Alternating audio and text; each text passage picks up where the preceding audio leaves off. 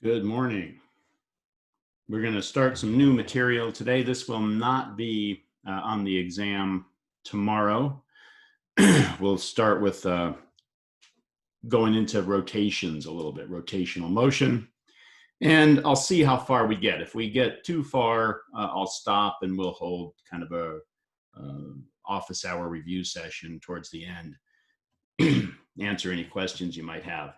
And the normal office hour is being delayed an hour today. So it's instead of starting at 4, it's going to start at 5 o'clock.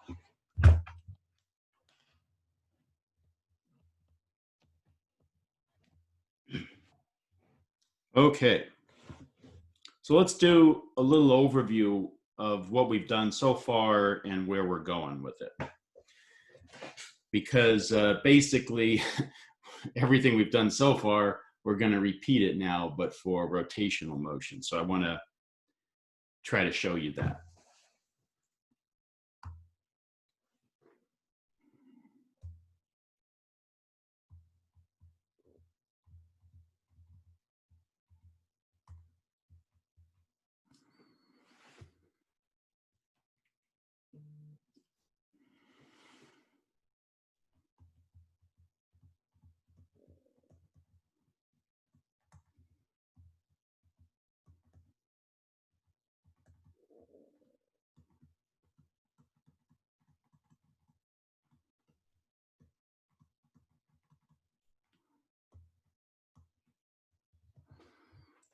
First thing we did, kinematics, right? First thing we did.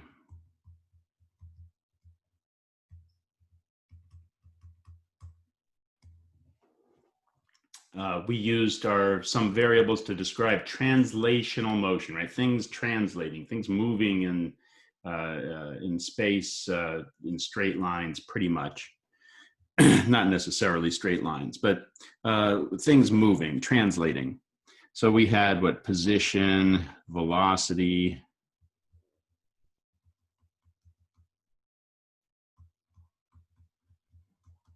acceleration.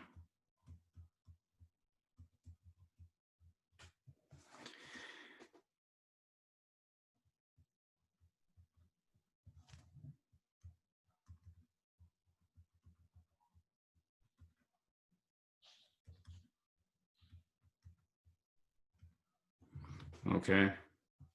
And then with using those definitions, we came up with our kinematics equations.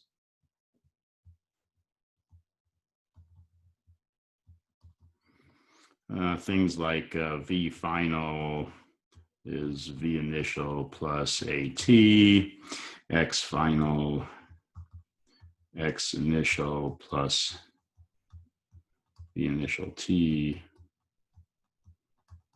right, etc. What we're going to do now, we're going to start off with rotational motion. We're going to start off with kinematics. And instead of position, velocity, and acceleration, instead of position being some point on a number line, right, X location on a number line, we're going to talk about rotational motion. So we're interested in a position in terms of something rotating. We're interested in an angle, right? So our position now is going to be theta. And we're going to use the exact same definitions. Instead of velocity, we're going to call it angular velocity. It's the rate of change of the angle with respect to time. We use the Greek letter omega.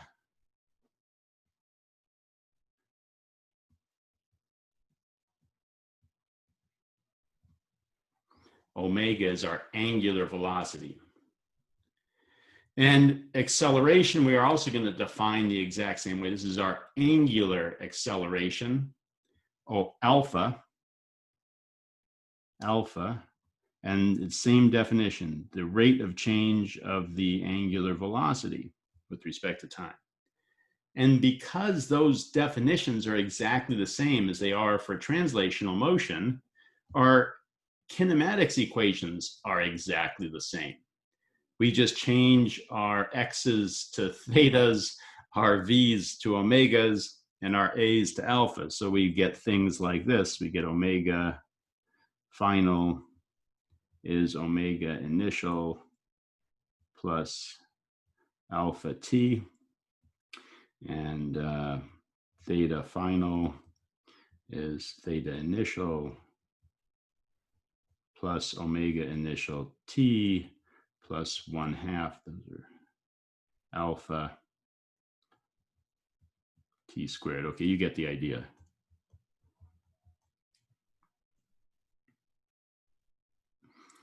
All right. What was next? Newton's laws.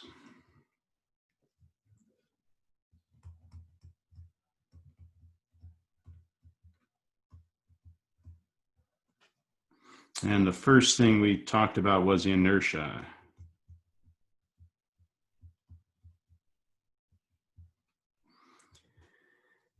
How do we measure inertia?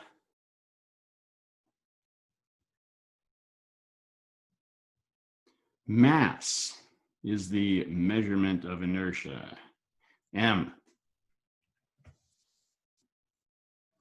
Now, when something is, what is inertia? It tells us that when something is sitting at rest, it wants to stay at rest. It takes a force to change its motion, to get it to accelerate.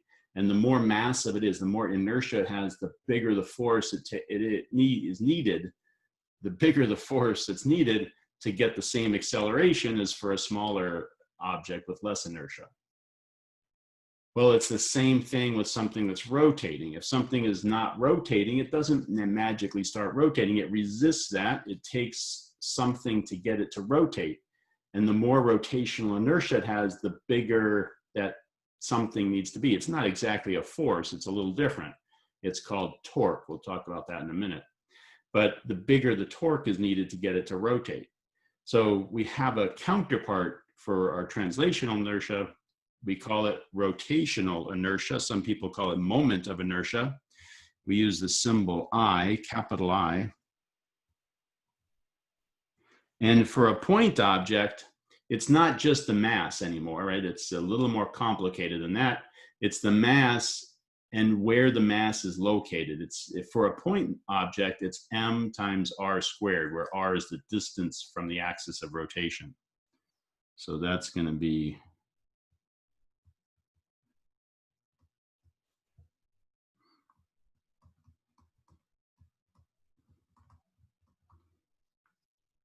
it's an E.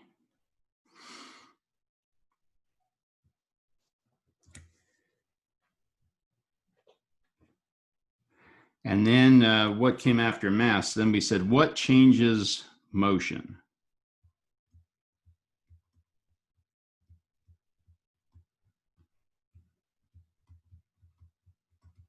Well, forces. Well, a force is what's required to change the motion of an object, to get it to accelerate. What's required for rotational motion? Torque. We use the Greek letter tau.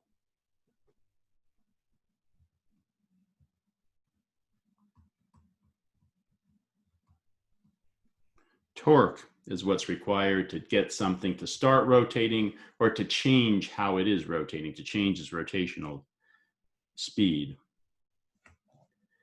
And then we had Newton's second law.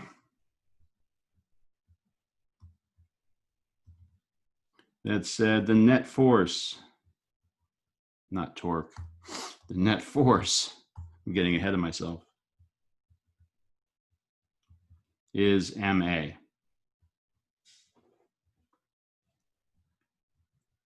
Sum of the forces equals ma. And we are now going to have Newton's second law for rotation, where we say the net torque, the sum of all the torque acting on an object is, can you guess what it is?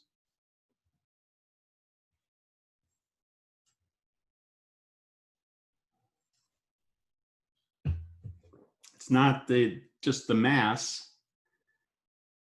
How do we measure inertia now when something's rotating?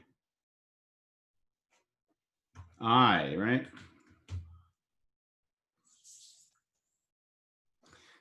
I And it's not just translational acceleration, it is angular acceleration alpha. Okay, excellent. All right, well, after Newton's laws, we got to work and energy, right?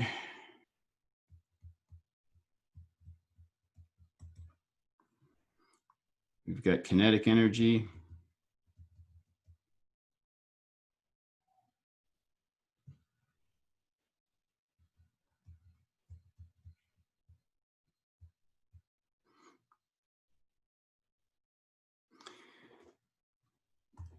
What do you think our rotational kinetic energy is going to be?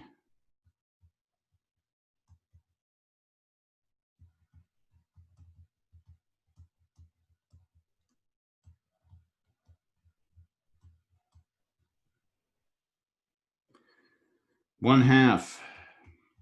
Instead of our translational inertia m, we're going to use our rotational inertia I. Instead of our translational velocity v, we're going to use our rotational velocity omega, 1/2 I omega squared. Same for work. And last thing we did was momentum. P is mass times velocity. And now you have an angular momentum. We call it angular momentum. When do you think we're going to use angular momentum? To get through collisions, Capital L is our symbol. And what do you think that's going to be equal to? We actually have two different formulas for angular momentum, but let's just pick this one. We kind of know what it's going to be, right? It's going to be not m times v, it's going to be our rotational inertia I times our rotational velocity omega. So you're getting the picture. What we just spent the last 6 weeks doing, we're going to do in the next 2 weeks. Again, but for rotational motion this time. Okay.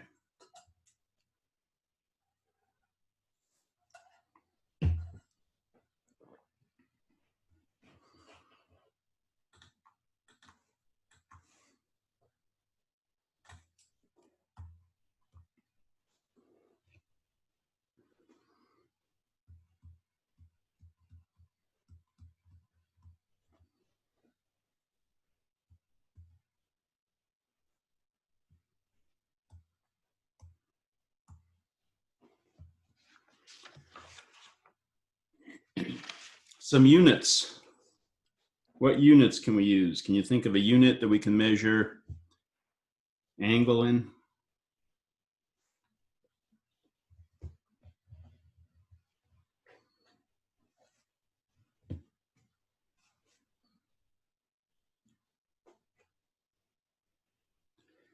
Radius. Arc length divided by the radius.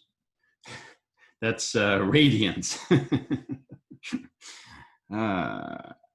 Okay, first one here is radians. Yes.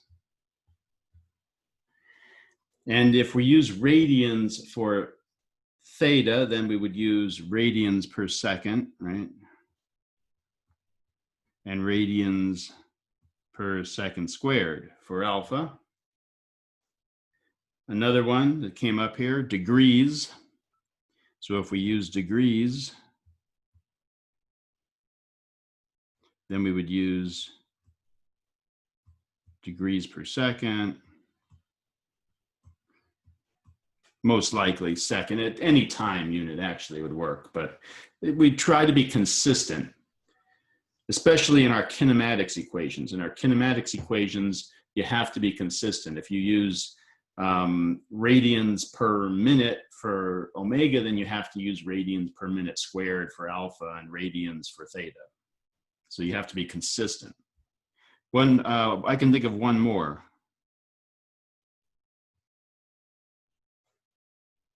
There we go. Revolutions.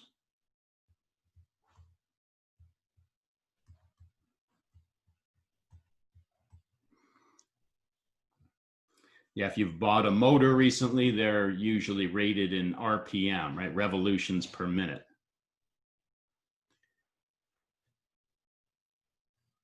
So for some of our equations, like the kinematics equations, we don't care what units we're using. We can use revolutions, we can use degrees, we can use radians, we can use whatever we want, as long as we're consistent. If we use degrees, we have to use degrees per second, degrees per second squared for omega. We can't mix and match. You can't have theta in degrees and omega in radians, right? That's not going to work in our kinematics equations.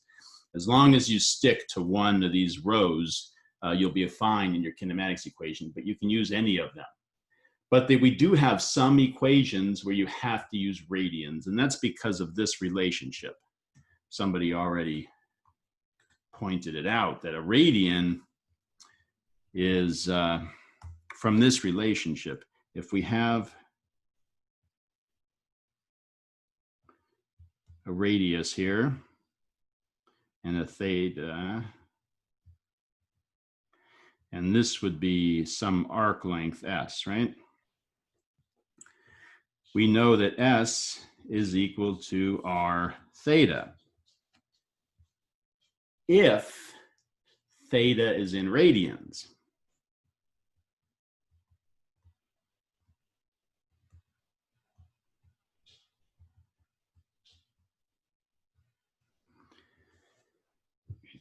So we do have some equations that use this relationship, and when we utilize those, we have to be in radians. I guess the safe bet is just always be in radians. You'd be okay then. But for kinematics equations, for sure, it doesn't matter. All right. And we have to start thinking a little bit in terms of rotational motion. Let's take a look at this example. We've got the a merry-go-round.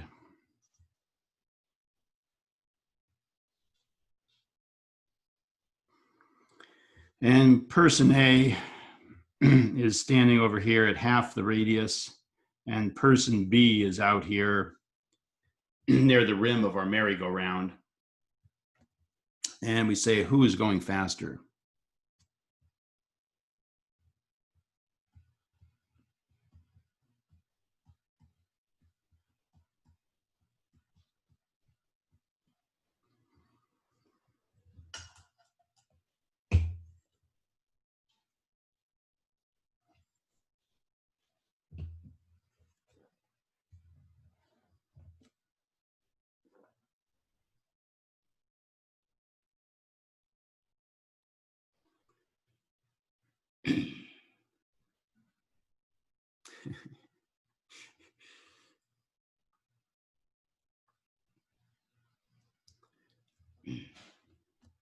I usually don't get anybody saying they could have the same speed if we're comparing rotational speeds. Usually I get the other answer. Thank you, Raymond. Usually I get this answer, and Benny. But there are two ways of thinking now, right?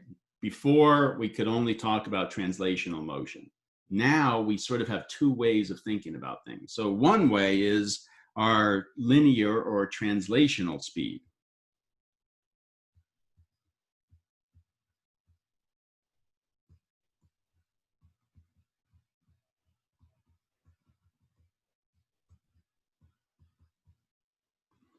And of course, if we're comparing the translational speed, B has to cover a much bigger distance.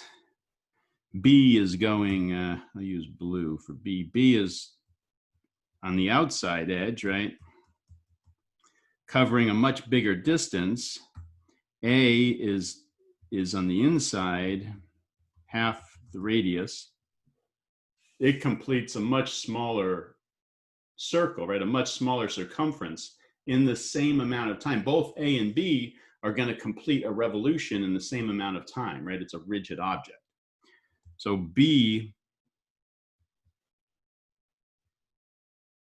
covers a larger distance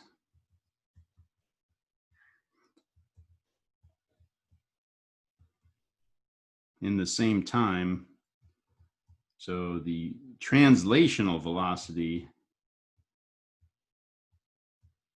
has to be greater for B. That's a B.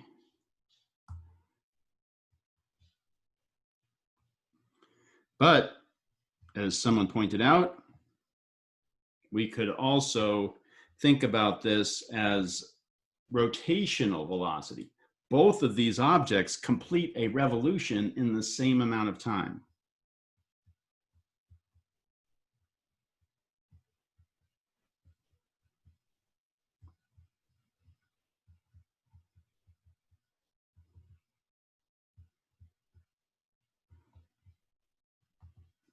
That means that their omegas are the same.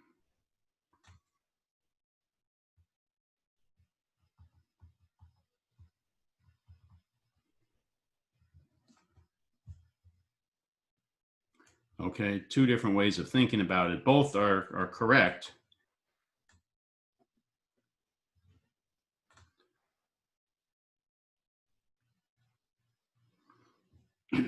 All right, so we have this relationship. Oftentimes we want to switch back and forth. We're thinking about rotational speed, but then we want to know how fast, what's the translational speed at some point in time, or vice versa. And so we want to be able to switch between translational and rotational variables. So we need some relationships that help us do that. And we're going to use that relationship I drew earlier. We're going to use this relationship. The arc length S is equal to R theta. Right, and what's the important point here?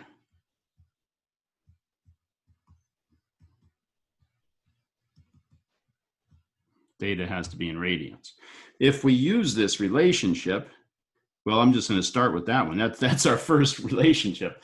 The arc length, the distance covered, is proportional to the angle, right? That's our first relationship that gets us between translational and rotational variables. And we can take the derivative of that. And what do we get? We get the rate of change of the arc length is our velocity, V. And that's going to be R, which is just a constant, times the rate of change of our angle, which is omega. So now we have, not only do we have a relationship for the translational distance and the angle, but we also have one for velocity and omega. And if we take the derivative of that, what do we get? We get the acceleration is R alpha. Must be in radians per time, radians per time squared for S, for theta, omega, and alpha.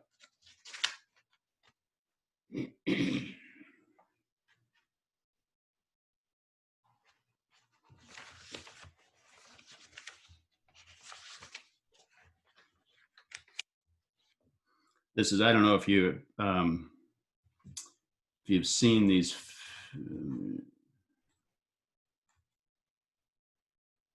movies where they're trying to form a chain ice skating. You know, a bunch of ice skaters will hold hands and try to skate in a big circle, keeping that line straight.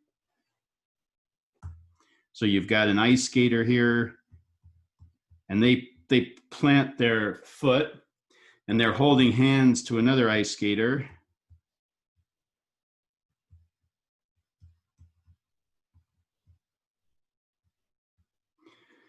They're holding hands, right? And they're trying to go around in a circle. Well, it's easy if you only have two people, right?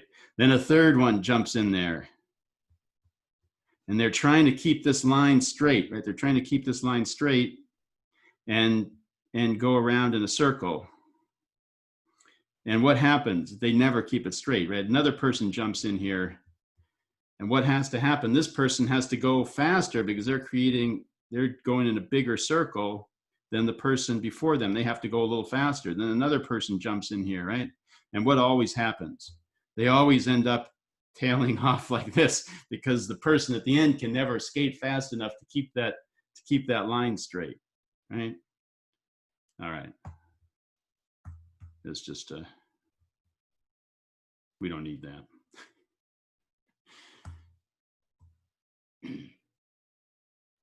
Okay, let's do this problem.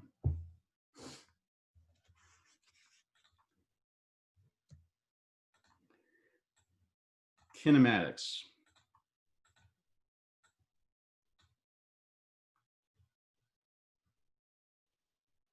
The tub of a washer goes into its spin cycle, starts from rest, and it increases its angular speed at a steady rate for 8 seconds, at which time it's turning 5 revolutions per second. At that point, someone opens the lid. The safety switch turns the washing machine off.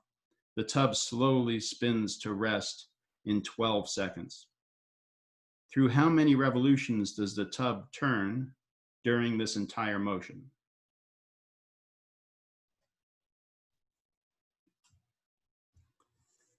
So go ahead, see if you can set that up.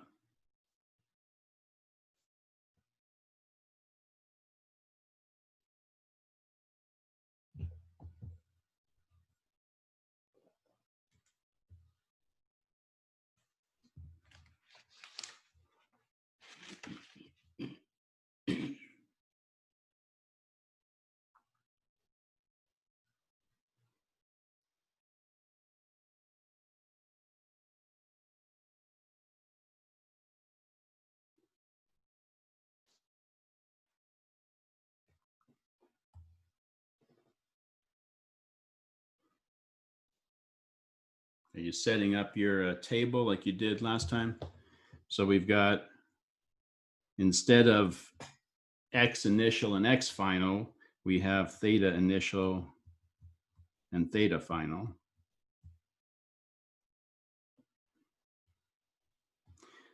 Instead of v initial, we have omega initial and omega final. Instead of a, we have alpha, and we still have time.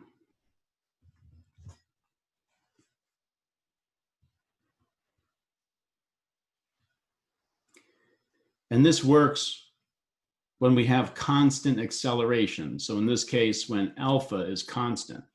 Is alpha constant? It says it goes from rest to in 8 seconds, it goes from rest to 5 revolutions per second at a steady rate. So that means that alpha is constant. But then the lid opens and alpha might be different at that second point. So alpha is constant for the first part of the problem, and alpha is constant for the second part of the problem, but alpha is not constant over the whole problem. What are we going to do?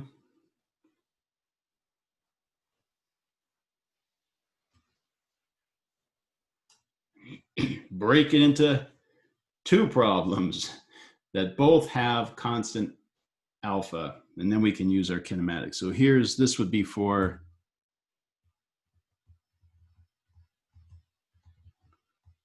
spinning up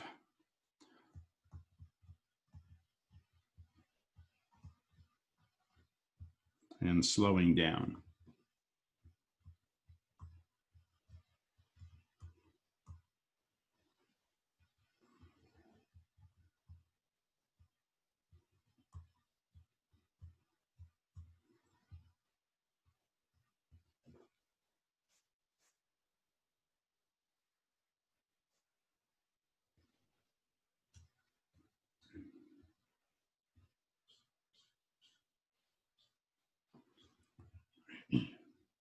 I'm just going to call my starting point theta equals 0.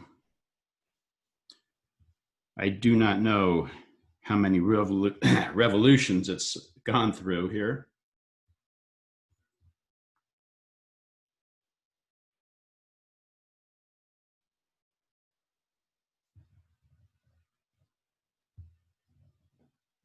Starts from rest, goes up to 5 revolutions per second.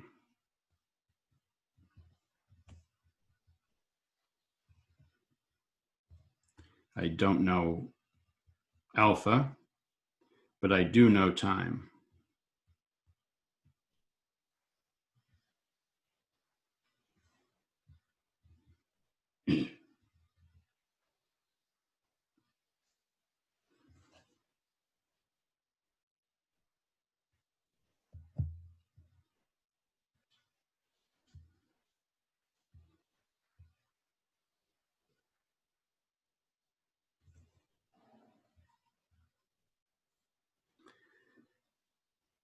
And in the second case, what do we know? We know that this, you kind of have a choice. You can do these as 2 separate problems and add the 2 thetas together, or you can link them together. I kind of like linking them together. So I know that my final angle for the first part of the problem is going to be my initial angle for the second part. And I know my final omega for the first part is the same as the initial for the second part. So I can fill this in. And I know it comes to rest in 12 seconds.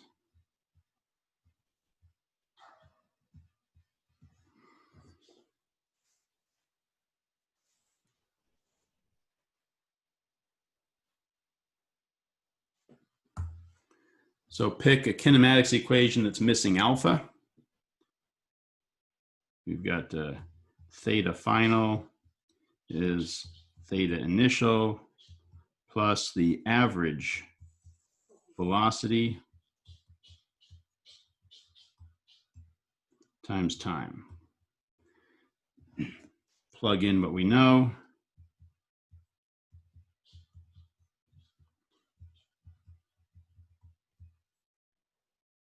Should.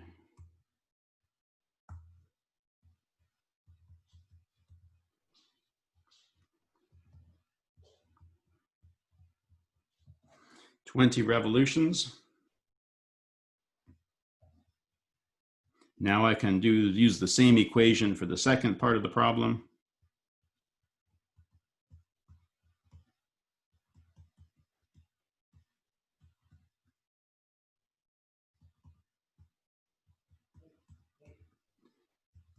And I get 20 plus 1/2,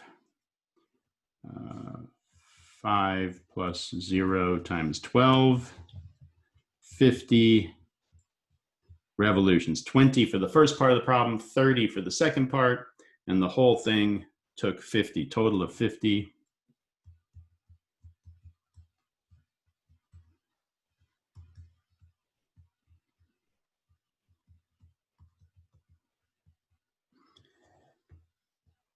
Now, we did spend some time using our graphs to solve kinematics problems. You can still use that technique here if you like that technique. Let's plot omega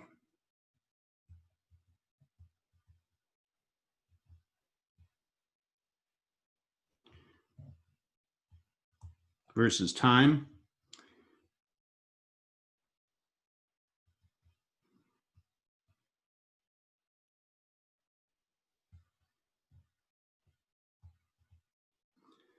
So the first part of the problem took place over 8 seconds, and the second part of the problem was another 12 seconds beyond that. So those are my 2 points here, right? This is spinning up.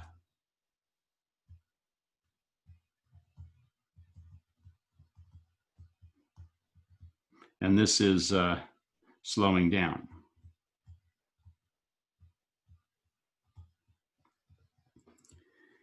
And what's our magic 5, right? 1, 2, 3, 4, 5.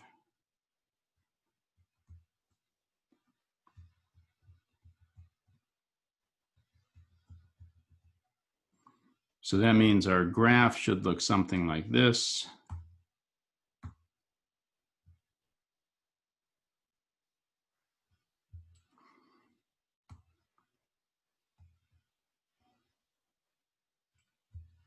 Okay.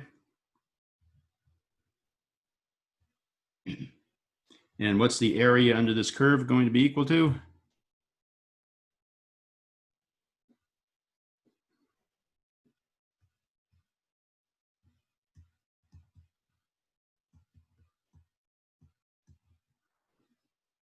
$50. That's exactly right. 1/2 base times height plus 1/2 base times height. 50 revolutions.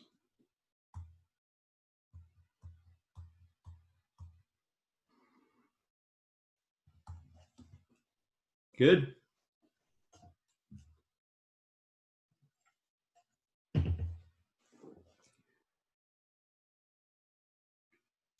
All right, I'm not going to do any more kinematics, okay? If you're having trouble, spend some time on it. Come see me during office hours or let me know you're having trouble. But that's all the time we're going to spend on rotational kinematics. We can spend our time on things that need it more than this.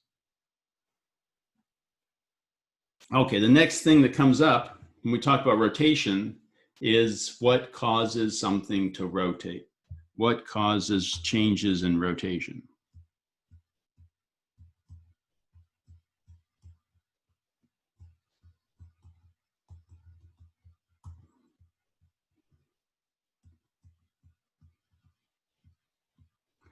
Torque. Torque causes rotation. And it's a little more complicated than just force, right? With F equals ma, it's just force. You apply a force to something and we get acceleration. A net force causes acceleration. A net torque causes rotational acceleration, changes its rotational motion. But it's a little more complicated than just force. It's the force and where the force is being applied to the object relative to the axis of rotation. So let's take a look at this example.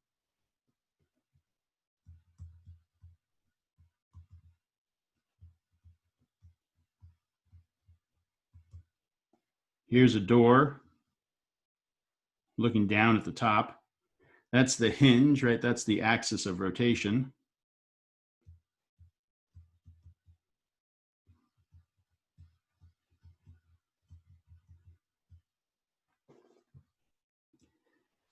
You're in physics class. The class is over. You run to that door to get out of class and you push over here.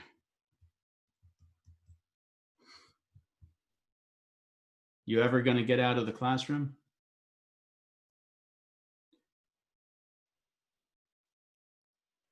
That door is never going to rotate. You're stuck. So maybe you push over here with the same force. Now the door starts to move a little bit, right? But it might take a while for that door to swing open. So where do you push? You don't push there. You push as far away, right? As far away from the axis of rotation as you can to produce the greatest change in rotational motion of that door. You want that door to fly open. You push as far away from the axis of rotation because you want your force to produce the most torque. Torque is a combination of the force and where it's being applied.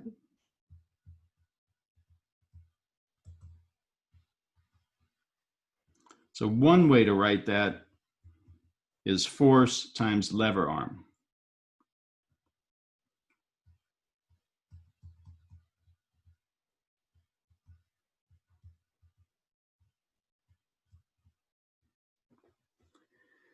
Lever arm is the perpendicular distance. I'll write it out here.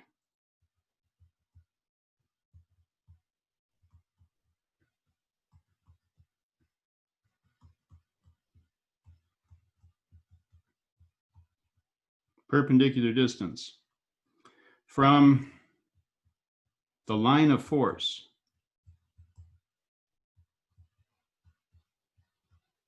to the axis of rotation.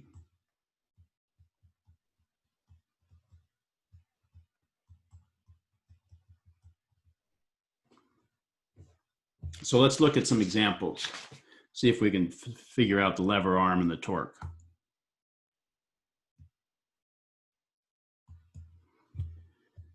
Let's just look at our door here, and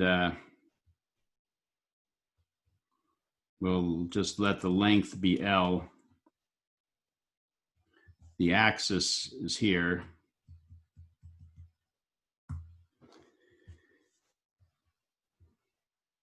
And we're going to apply our force right here.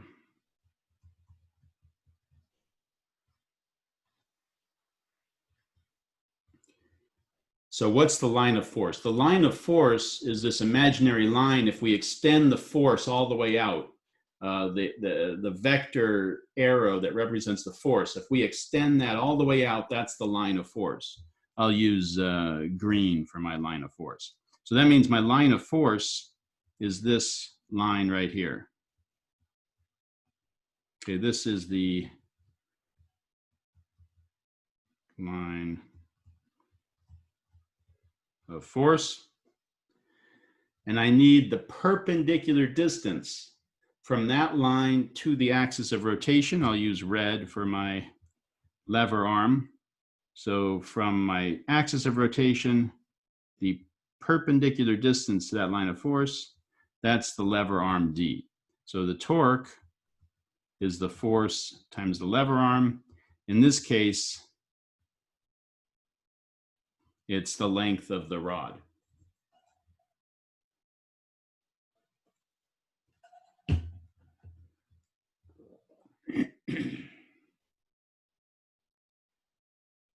Let's do another one. We'll just do some simple ones here just to kind of warm up. Now we'll push on that door at the halfway point.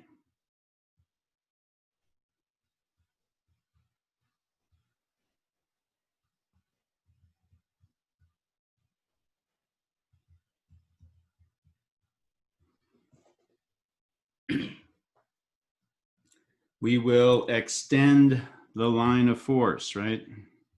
In both directions. We'll find the perpendicular distance from the axis of rotation to that line of force. That's D. And then we say the torque is the force times the lever arm. It's the force times L over 2. Okay. So your force, if you push on the door with the same force at the halfway point between the handle and the axis of rotation, you produce half as much torque. Now let's take a look at what happens if you push at the axis of rotation.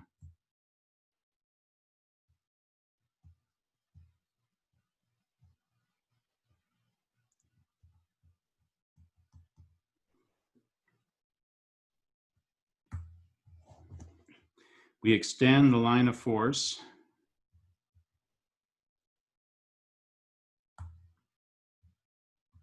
And what is D equal to, the lever arm?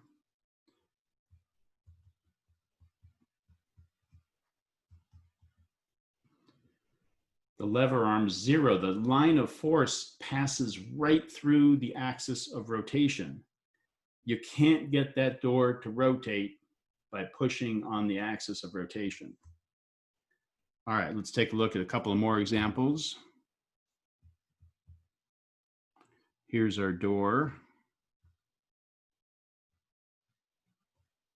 We're going to pull at the end of the door like this.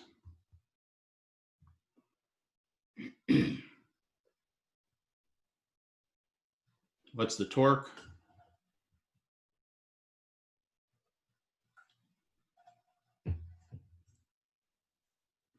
Zero. We extend the line of force.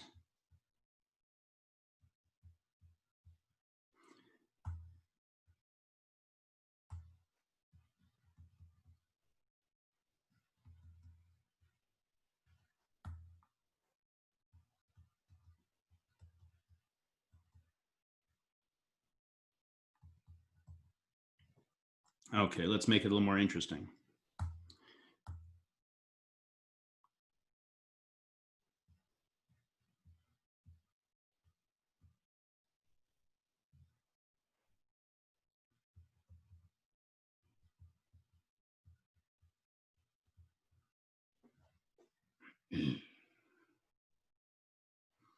What's the torque?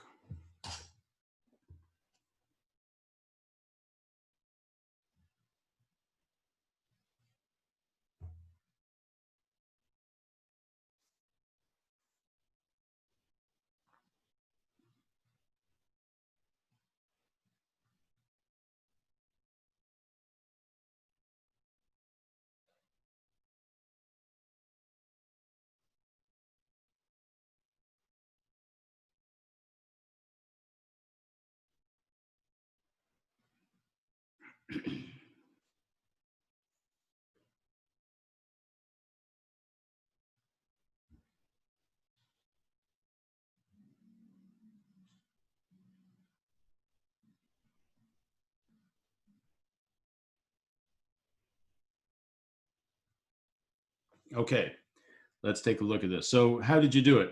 Did you break this force up into components, or did you use a lever arm? You probably used components. Let's do it both ways. Because sometimes, I'll admit, sometimes the lever arm is not very helpful. Sometimes it's easier just to look at break the force up into components, but sometimes the lever arm actually is the easier thing to spot. So if you're kind of used to looking at both, I think that's helpful. So let's look at it both ways.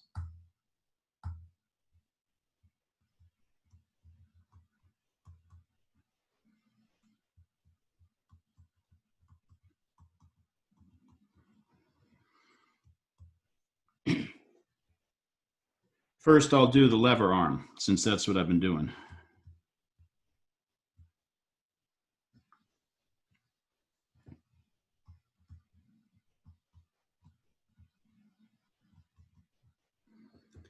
Okay, we don't need to break it up into components. We've got our, we know this is length L.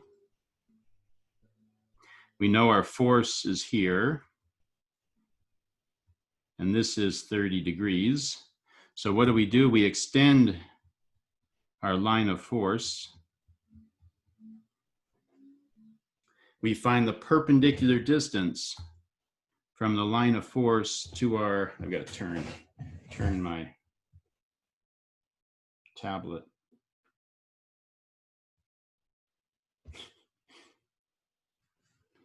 It's supposed to be a line. Here, I'll do it this way. Is that perpendicular? Close enough. Okay, perpendicular distance. So this is to be a right angle. Perpendicular distance. That's the lever arm, D. Well, what is D? That's a right triangle. This is 30 degrees over here. So L sine 30 is D. Is that correct? So I think that's right. So my torque,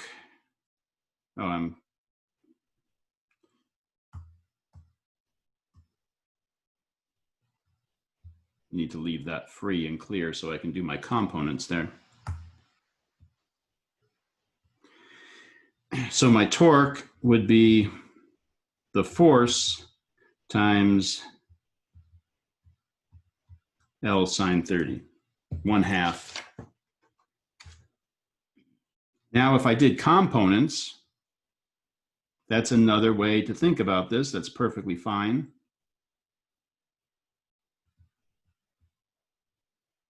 Right, I can break up that force into an F sub x and an F sub y. And then I can say that the torque here is equal to the torque that F sub x produces plus the torque that F sub y produces. This is a vector addition. And one of them is 0. We already saw that, right? In the previous example.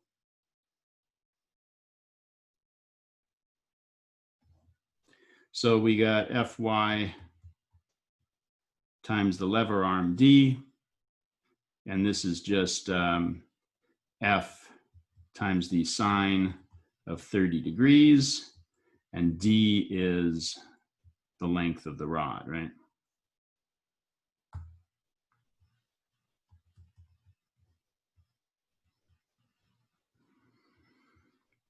We get the same thing.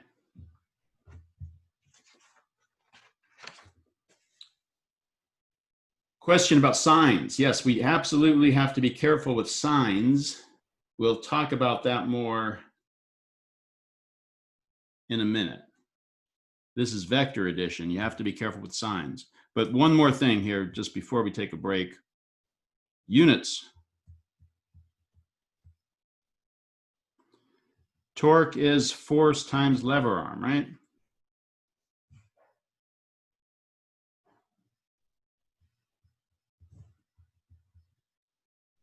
So what are our units?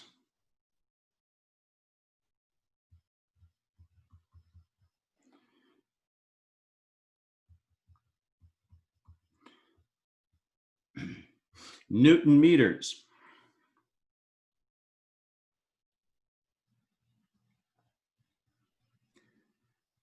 So do you remember when we started energy? There we go. When we started energy, what's work? Work is a force through a distance, right? Newton meters.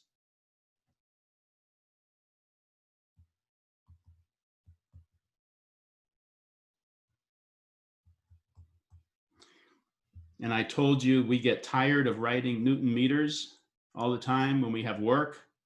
And what do we use instead? Joules. With torque, torque is also Newton meters, but we never get tired of writing Newton meters when it comes to torque.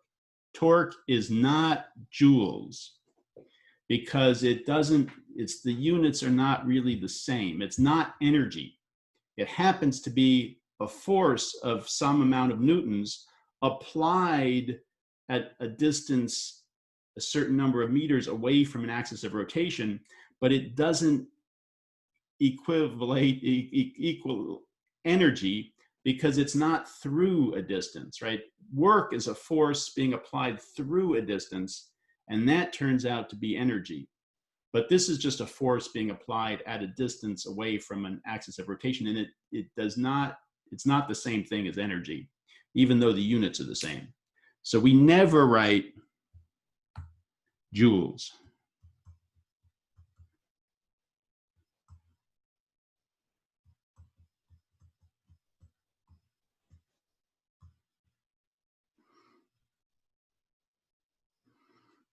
Because it's not energy. Okay?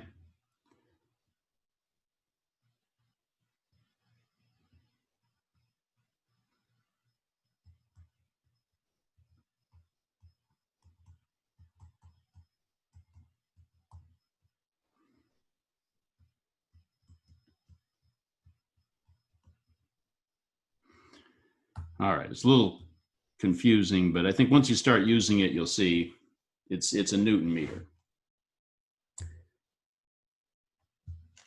Okay, let's stop for a break and see if you have any questions. I don't mind turning the last hour into kind of an office hour review session if you have questions. If you don't have questions, we'll continue with torque. All right, let's take a 10-minute break.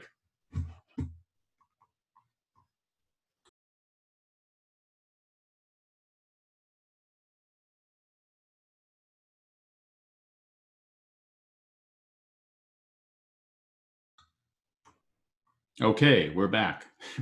Question about last lecture. We had a center of mass problem involving a person walking across a boat.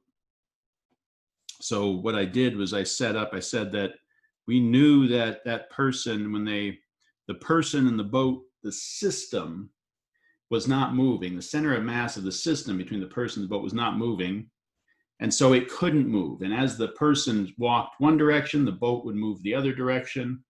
And the center of mass, though, was a fixed place on Earth. It wasn't moving with respect to the ground before. It couldn't start moving with respect to the ground. Internal forces couldn't make the system start moving. So I knew the center of mass had to be in the same place. So at the end, I said, I'm going to measure everything with respect to some point on Earth, right? I want a fixed coordinate system. I want to measure everything with respect to some point on Earth. So I picked the shoreline, and I said x initial was the distance to the tip of the boat at the beginning, and x final was the distance to the tip of the boat after it moved. Okay? Well, then I need the location of the center of mass. I'm going to treat the person like a point object, and I'm just going to put all their mass at their center. And I'm going to treat the boat like a point object and put all its mass, because I don't really care that the boat is staying a boat, right? It's not rotating or doing other things. It's just moving in and out. So wherever the center of mass is moving by the same amount that the boat's moving, I can just treat it like a point object. Where is the center of mass of the boat? It's in the middle of the boat. I said it was uniform in this dimension. So that means that if the boat is L 2 meters long, I think L was 2 meters long, then the center of mass of the boat is going to be x initial plus 1 more meter, right, to get me to the center of the boat in the first case. And it's going to be x final plus 1 more meter to get me to the center of the boat here.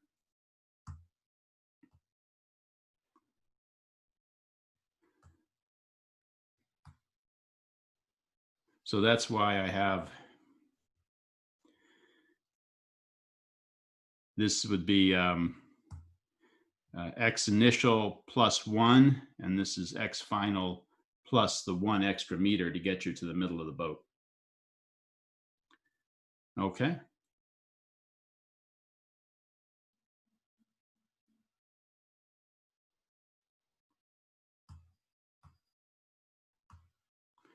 Question from the sample test 2B. Let me find that. 4B, 4A, sample exam 3.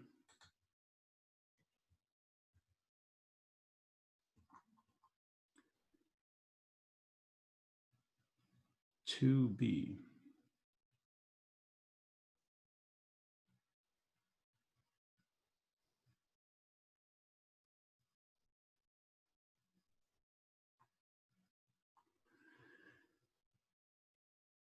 Okay, so because there's curves involved, the normal force is going to change, right? The normal force is going to change. So the force of friction is not going to be constant as the car comes down. But I'm saying that I'm just going to give you the average friction force and the distance the car moved. So we're going to use that instead of trying to worry about how it's changing. Just use the average force and the total distance. So we know at point A, it's 30 meters.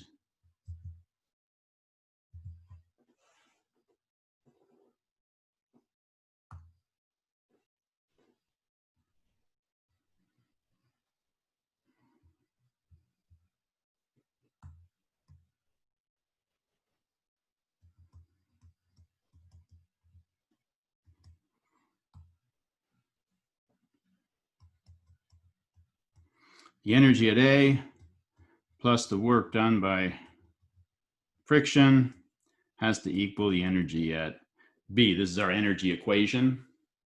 If we include the Earth in our system, we have no external forces, so I'm not putting them here.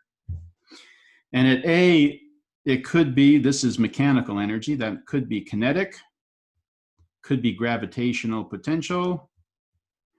We don't have any springs in our system, so I don't need that.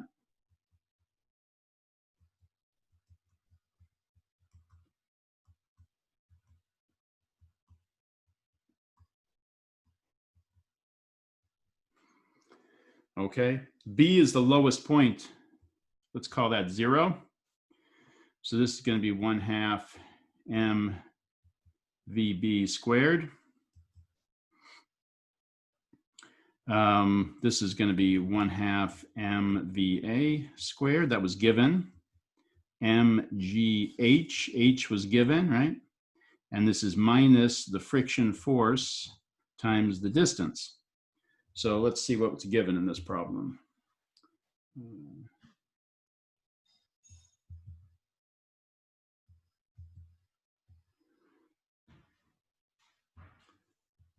The friction force is 1/5 of its weight, and the distance is given and the speed is given. Okay, so, oops, what's going on here?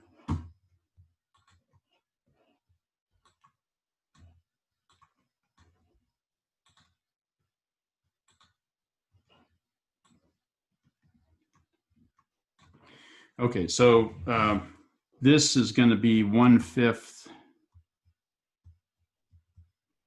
of its weight.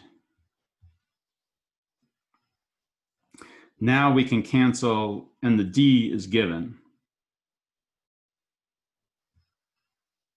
Right.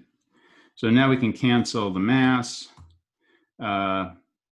This is given, this is given, distance is given, and you can solve for VB.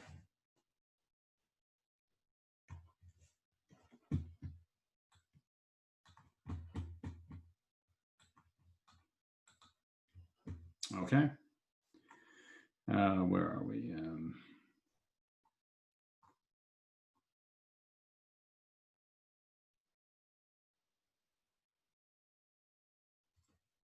2D collisions.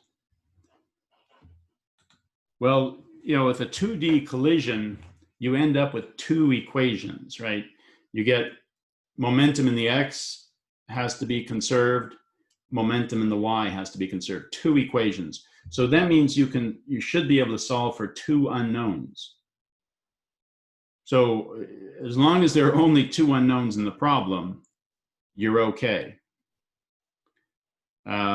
It might be the two angles at the end that are unknown, but then they'd have to give you the speeds of the particles at the end, right? And they'd have to give you the speeds and the angles before the collision. You can only have two unknowns. As long as there are only two unknowns, you know, that's fine. You should be fine. If you have more than two unknowns, you know, there are problems in the textbook where there are more than two unknowns. There are three unknowns, but they're elastic collisions. And then you have a third equation. You have energy before, kinetic energy before equals kinetic energy afterwards. That gives you a third equation, right? So you could have three unknowns in that case. But that just becomes a nightmare to solve. You know, if I gave you something like that on the exam, I would just say, give me the equations you need to solve for these three unknowns, something like that. Otherwise, it's you'd spend all your time doing algebra. I assume you know how to do algebra. Did I answer your question?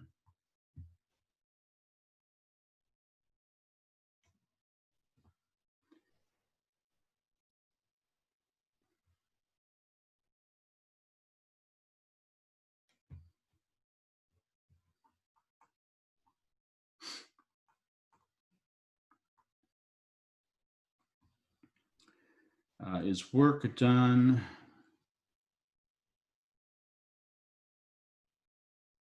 Is work done by a block on a spring the same as the work done by the spring on the block? Yes.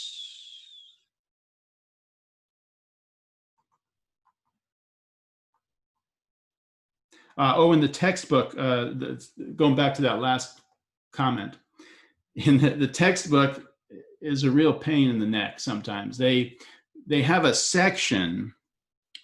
Let me see if I can bring up my textbook here. They have a section that's titled Elastic Collisions. And then all the problems in that section are supposed to be elastic collisions, but they don't say in the problem elastic collisions. So if you're kind of jumping around, I mean, when I look at problems in the back of the book, I don't look at the heading, above, for when problem 34 starts, there's a heading there that says whatever, elastic collisions, and then you get to problem 42, and there's another heading that says two-dimensional collisions, right? And whatever, right? You see what I mean? In the textbook, there's some problems that are listed under a heading that says elastic collisions. Then it would be really nice if they wrote in every problem, this is an elastic collision, but they don't. So I think that catches people. Oh, types of collisions. Oh, well, that's not very clear at all, is it?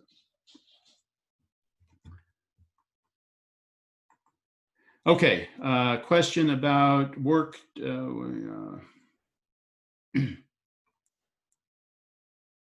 Work done by a block on a spring, the same as the work done by the spring on the block.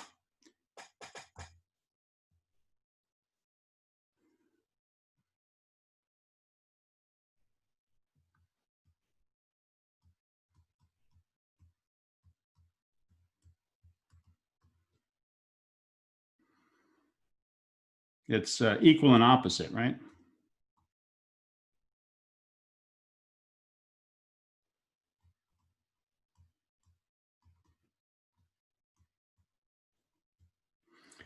Why is that? Because when two things interact, the distances are the same, right? So if I have a spring and a block, and this is x equals 0,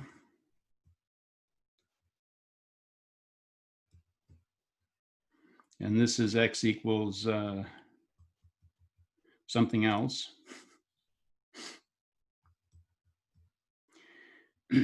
the distance that the block was pushing on the spring is the same as the distance the spring was pushing on the block, right? They are interacting for the same amount of time over the same distance, right? They're touching each other over the same distance over the same time. And when two objects interact with each other, Newton's third law tells us the forces are always equal in magnitude and opposite in direction.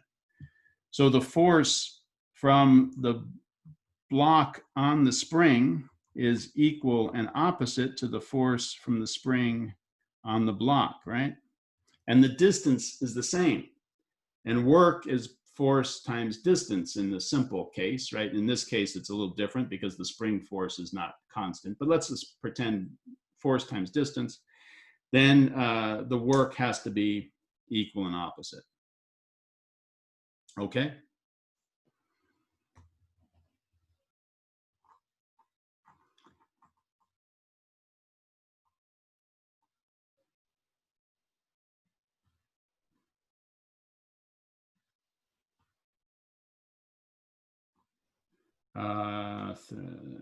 Problem 3 on sample exam 3.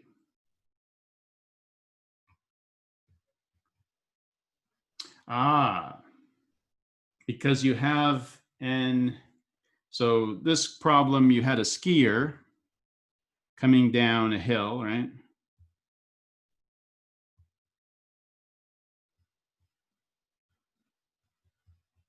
That's my skier. Coming down the hill, and there is a backpack here, and they came along and they picked it up. They picked it up and continued skiing along, right?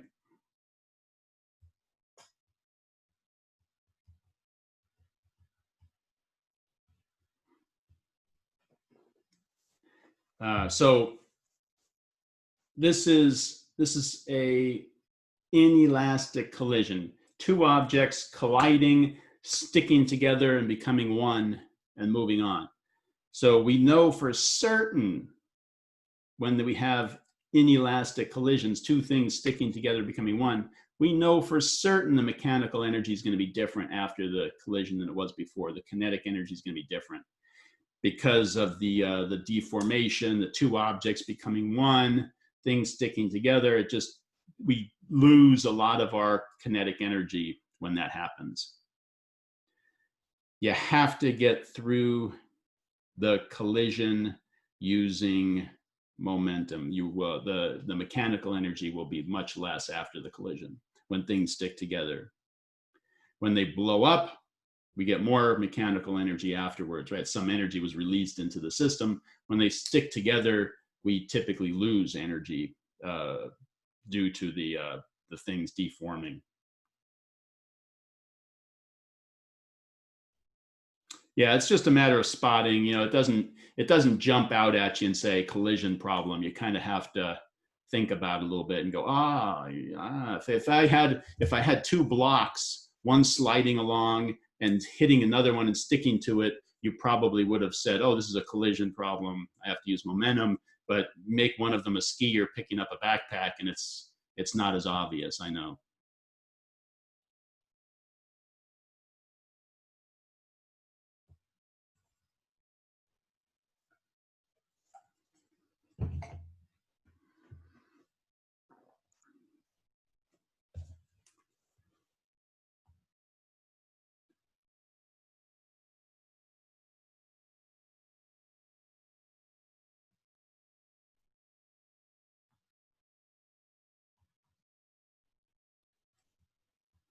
Okay, how are we doing? Any more questions on what you're being tested on tomorrow?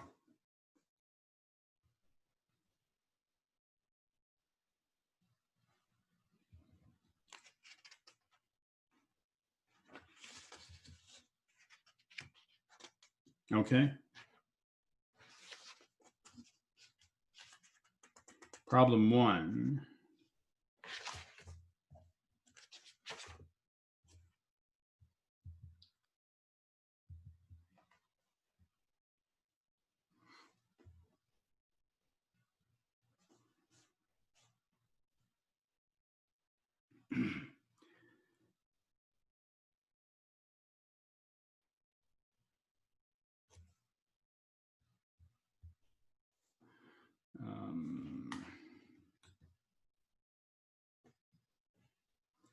Okay, so for problem 1, the first one says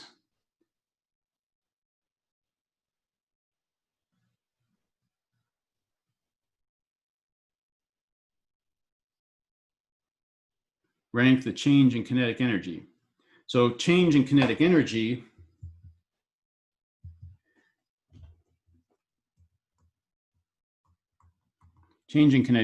is work.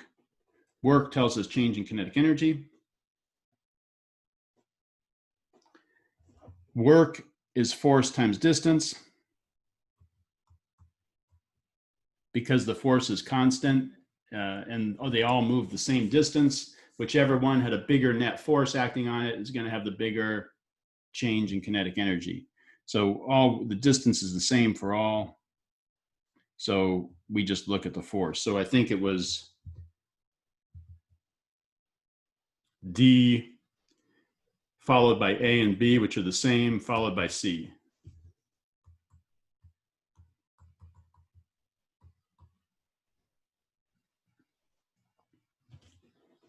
The bigger force acting through the same distance for all of them is going to produce the bigger, most work, biggest change in kinetic energy. It's asking for change, right? Yeah. Next one says, in each case, they're at start at rest.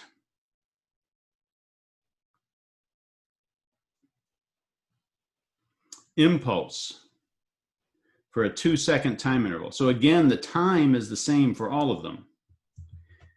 Impulse is force times time. So the time is the same for all of them. So the biggest force has the biggest impulse. Is that the same ranking as the previous one? And C says change in momentum.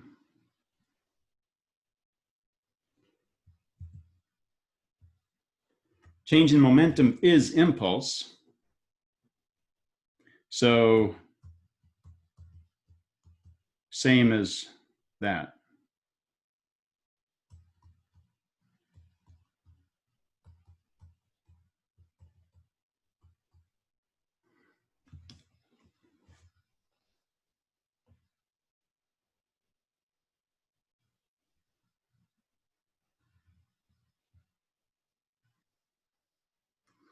Okay.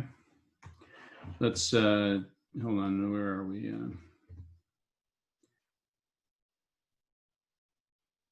Question 3 on the sample exam. Question about friction. Skier.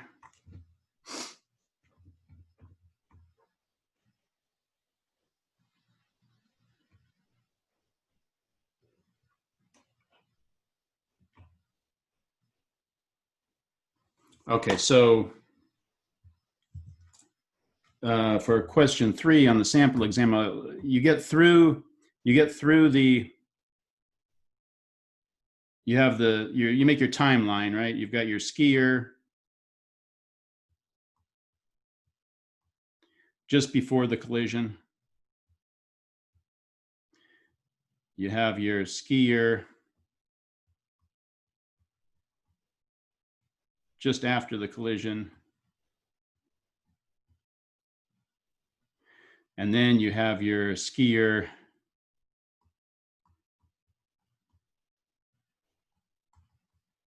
at rest, right?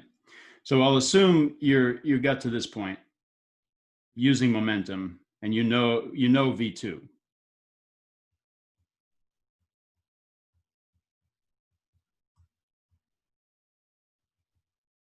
So now we're going to use energy, right? We're going to use energy. So we say our initial energy at time 2 here, plus the work done by friction, has to equal our energy at 3. This is going to be kinetic energy, right? 1/2 m person plus m backpack V2 squared, right? All the energy of the system is kinetic energy at that instant. And we're going to add friction. So it's minus the friction force times the distance. And that has to equal the energy at the end, which is 0, right? They come to rest. They haven't gone up or down, so we have no change in gravitational energy. And there's no springs in the system. And now they're at rest. So they have no energy at the end. So all their kinetic energy gets dissipated into heat by friction. Friction force is mu times the normal force. And the normal force, they're just on a flat surface, is mg. So there's our mu times the normal force is the friction force times the distance. And we can cancel the m's out.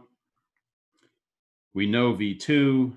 We can solve for, this is mu is given. We know V2.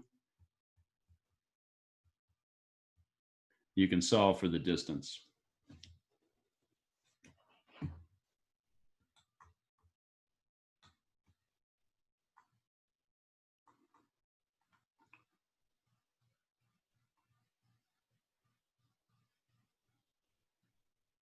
Okay. Chapter 9, question 100.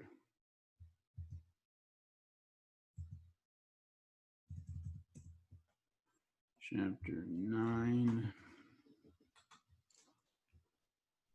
Oops, too far.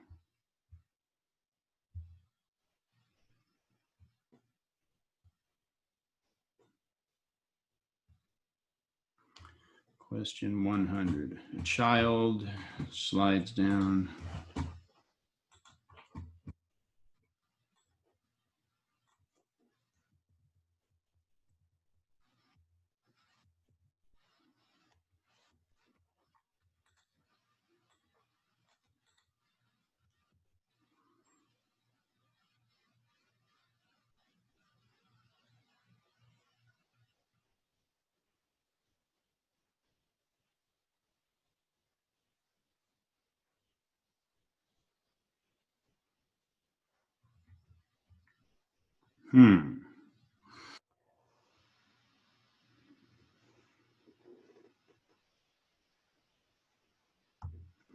Okay, let's see. So we've got a sled and a kid. And we've got another sled.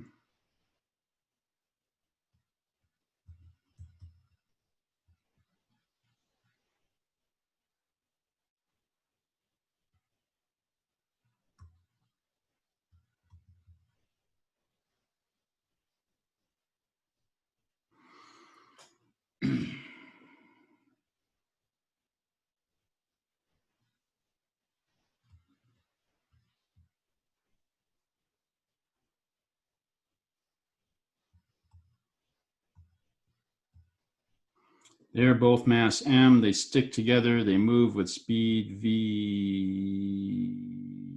v2. The child, well, let's just call it v. And the child moves with speed 5.6, right?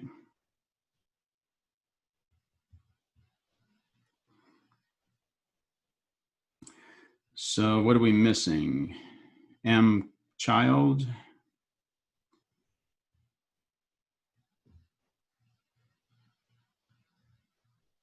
Those two sleds are the same mass.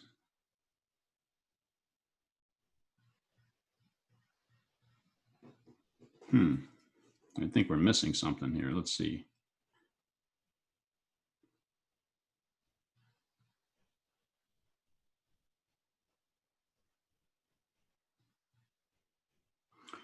So we've got m plus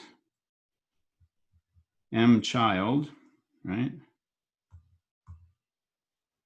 Times 5.6. And at the end, we have m child times 5.6. Oh, that cancels out. Got it. But we still have, yeah, no, I think we're okay. Yeah, I think we're okay. Plus 2m times v unknown, right? So we've got a 5.6m plus 5.6m child equals 5.6m child. Those are gone. Plus 2mv, the m's are gone. You can divide out the m's. So you've got v is 5.6 over 2. Yeah, it looks like there's too many unknowns there, but if you just kind of start working through it, because the child's momentum was the same before and afterwards, it didn't really affect. It was almost like the child wasn't even there.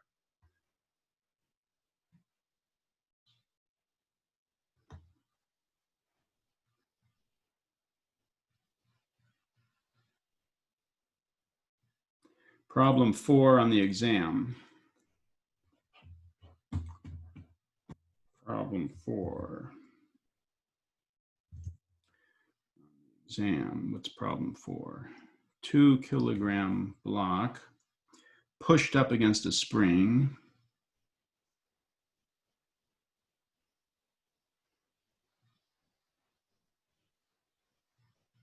Oh, okay.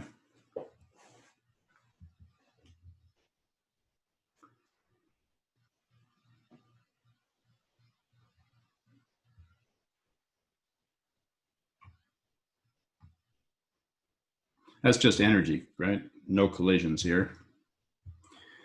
So we start out with the block pushed up against a spring.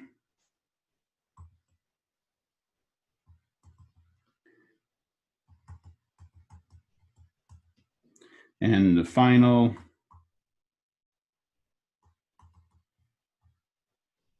it's at rest up there.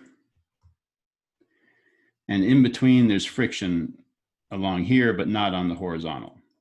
So we say E initial plus work done by friction plus any external work being done, which in this case, we're not going to have any. If we include the spring in our system and we include the earth in our system, we're not going to have any external work being done.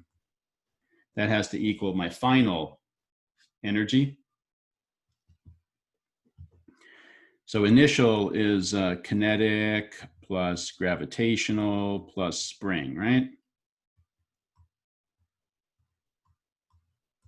And kinetic plus gravitational plus spring final, right?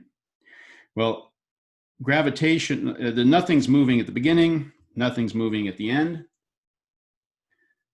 My start out at my lowest point, I'm going to call that height 0. And so at the end, I have to have some positive gravitational energy, mgh. At the end, my spring is no longer is no longer stretched or compressed, but it is at the beginning, right? 1/2 k x squared. And I've got friction in there. So I've got minus the friction force times the distance that they go up the hill. So this distance here is I'm calling x, and this distance here I'm calling d. And this is what h is, right? H. So let's go back and look at these things. So the spring constant was given, right? So I've got a 1/2 k x squared, and those were all given. K is the spring constant, and x is how much it was compressed. The spring was compressed. That's given, right? Given. Then I've got minus the friction force is mu k, kinetic friction coefficient, times the normal force. And we're on an incline, so if you need to draw a free body diagram, do that. But it's going to be mg cosine theta, right? That's the normal force. Mu times the normal force times the distance d, and that's what we're trying to find, right? So the mass is given, the angle is given, g we know, mu sub k is given, so everything here is given.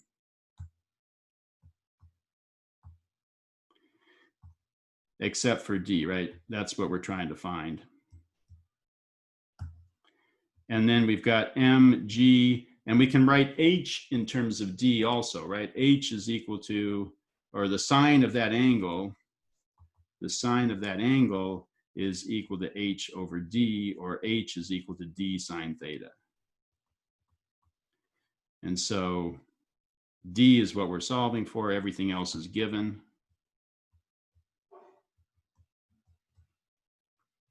And you can get that now, right?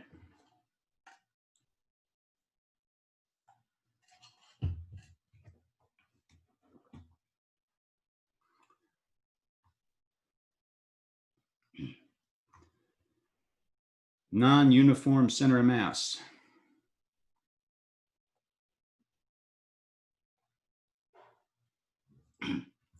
Static friction coefficient doesn't matter because the block is sliding, right? This block is moving the whole time until the very end.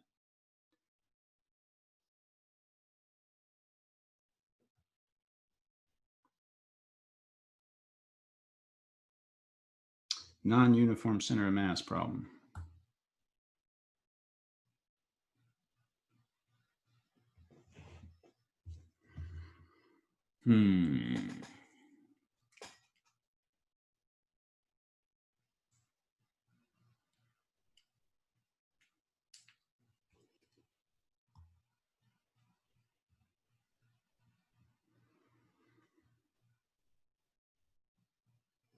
What should we do? Should we have a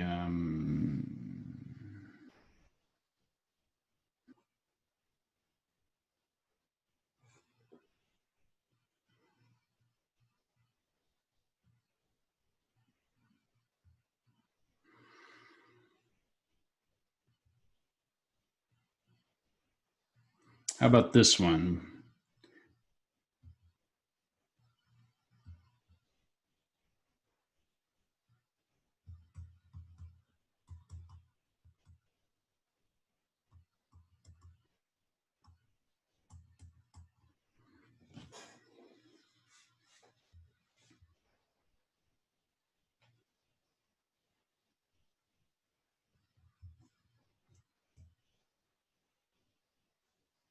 Where's the center of mass going to be?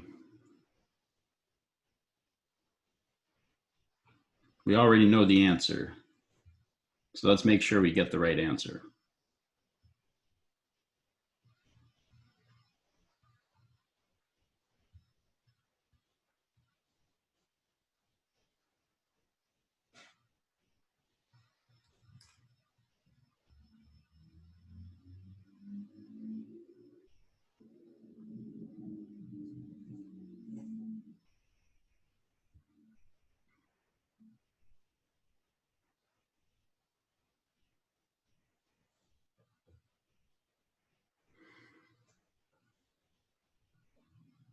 So in the center of our rod, near x equals 0, the density is the lowest, right?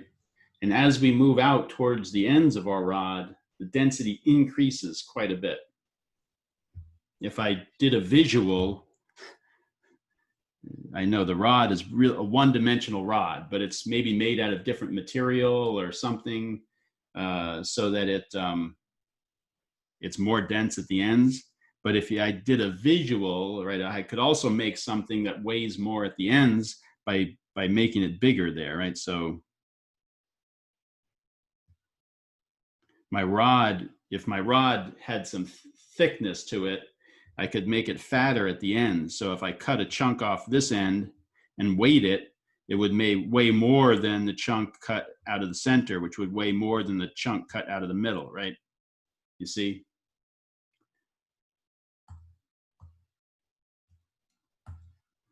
And where's the center of mass going to be?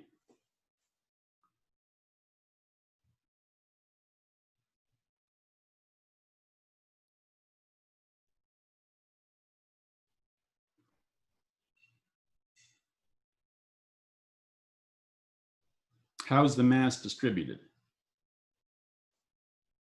Symmetrically about the center, right? As you move in both directions out, it gets more and more and more dense. It's symmetric. So where's the center of mass?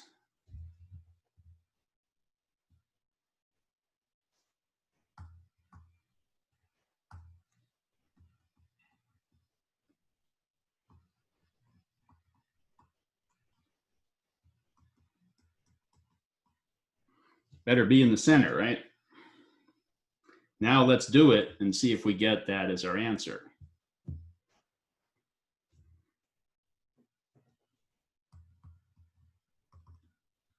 And let's figure out the weight of the thing. We can do that too.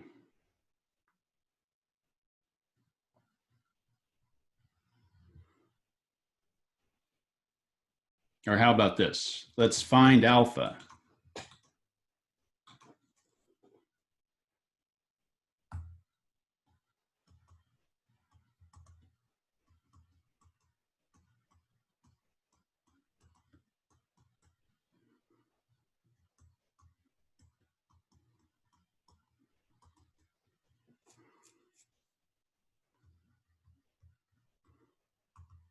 Find that constant alpha.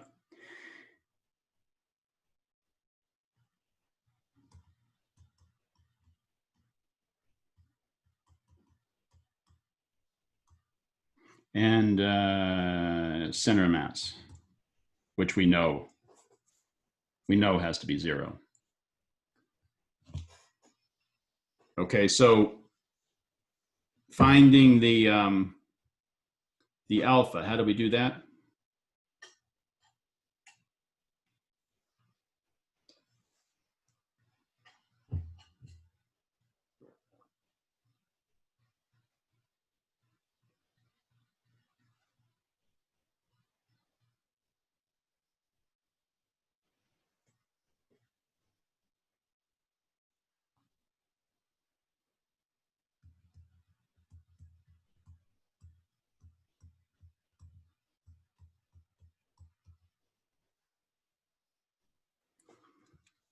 Yeah, it's not m over L, but we have to integrate to find it, right? Because it's not uniform. If the density is uniform, then you can set the density equal to m over L. But in this case, we say the total mass is the integral of dm, right? If we add up all the little dm's, what do we get? The total mass. So the total mass is the integral of dm. And dm is lambda dx. Lambda is alpha x squared. And what are we integrating over? Negative L over 2 to positive L over 2. Oh, am I going to get 0? No, I don't think so.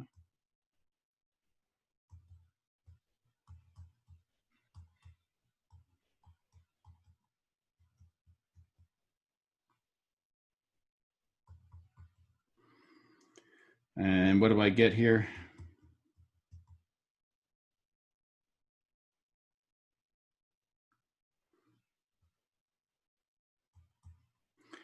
This is going to be L over 2 cubed minus a negative L over 2 cubed, which means it's 2 times L over 2 cubed. 2 times L cubed over 8. Is that right? So that's the same as 1 over 4. That's 12m over L cubed. Is that right? Yeah. Okay, so we found alpha in terms of m and L, 12m over L cubed. Now we can find the center of mass, the integral of x dm over the integral of dm. We've already found the denominator, but it doesn't matter because the numerator is going to be 0. So this is going to be the integral of x times alpha x squared dx from minus L over 2 to plus L over 2. And this is going to give me alpha times x to the 4th over 4.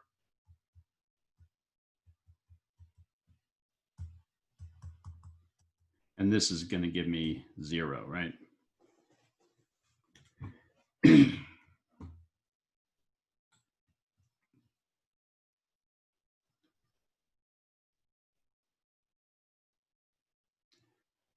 All right, I got one more here, chapter 9, number 104. We okay with this one?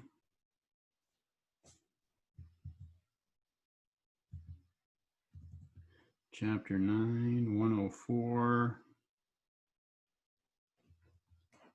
Two-dimensional.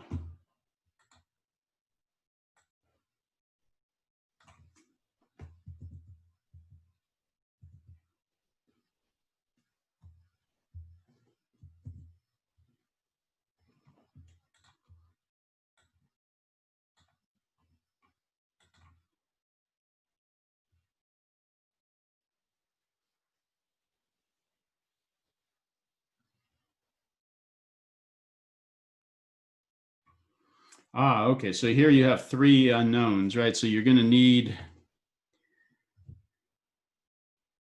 you know that, I think you know the angles are the same, right? Is that what we know? Angles and speeds have to be the same. So you have this situation, right? You have A, B, and the cue ball is C. And so it comes in, and then what happens is A is going to go this way, right? C will continue straight, and B will go this way. And I'm going to call this V1 because those have to be the same, and this V2, and the angles have to be the same because everything's symmetric, right? And so, and this is, we'll just call that V. So there should be 3 unknowns, V1, V2, and theta. Because the balls are all it's striking them, right? It strikes them. Here's A, here's B, and C comes in and hits them and strikes them both at the same place with the same speed. They're all the same mass. So because it hits symmetrically like that, they have to both leave symmetrically. So I would say you have three unknowns. You have V1, theta, and V2, three unknowns. So you need three equations. You need momentum in the x direction, momentum in the y direction, and the fact that it's elastic.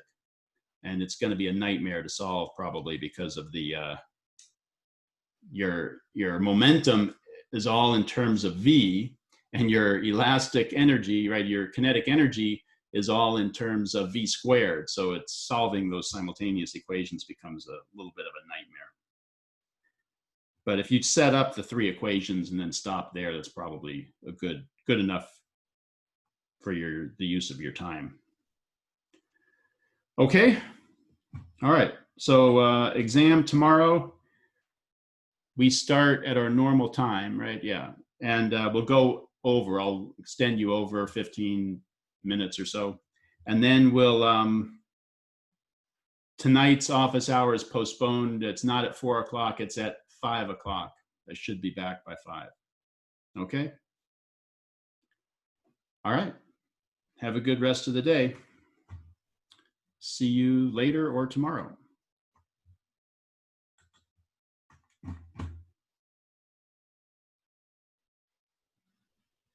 Notes up. Yeah, I will try to do that.